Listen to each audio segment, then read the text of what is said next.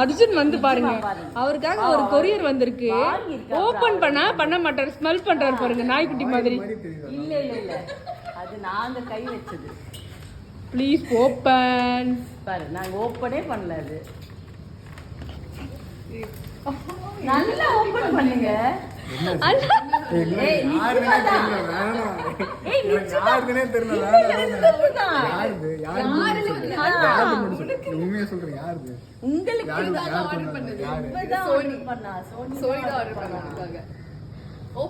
ரோஷினி வந்து அர்ஜுன் அண்ணாக்கு வந்து ஒரு கிஃப்ட் கொடுத்துருக்காங்க. அந்த கிஃப்ட் வந்து அண்ணன் ஓபனே பண்ண மாட்டேங்கிறார். அர்ஜுன் வந்து ஷார்ட்டுக்கு ரெடி ஆகிட்டு கூப்பிட்டு இருக்காங்க.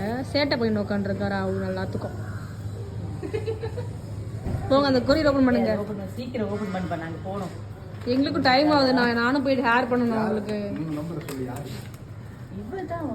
நான் இல்ல, நான் ஆர்டர் பண்ணாங்க. தூக்கு கயிறா? கயிறு ஆர்டர் பண்ணா அது அதோட வருமா கயிறு உங்களுக்கு?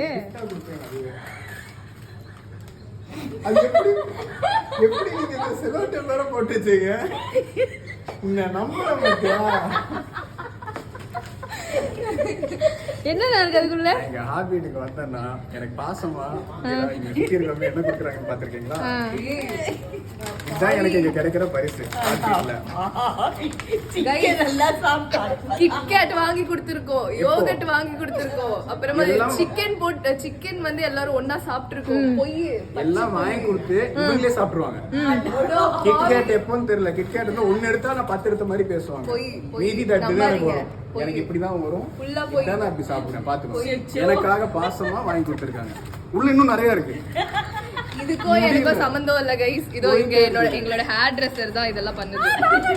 இதுக்கும் எனக்கும் சம்பந்தமே இல்ல. நீங்க பாத்தீங்களா? இது வந்து இவங்க தான் பண்ணாங்க. துரோகம் துரோகம் துரோகம். உள்ள அவரும் இதுக்கு சம்பந்தப்பட்டிருக்காரு. ராம் அது காரணம். அவரும் வந்து கோஆபரேட் பண்றேன்னு சொன்னாரு.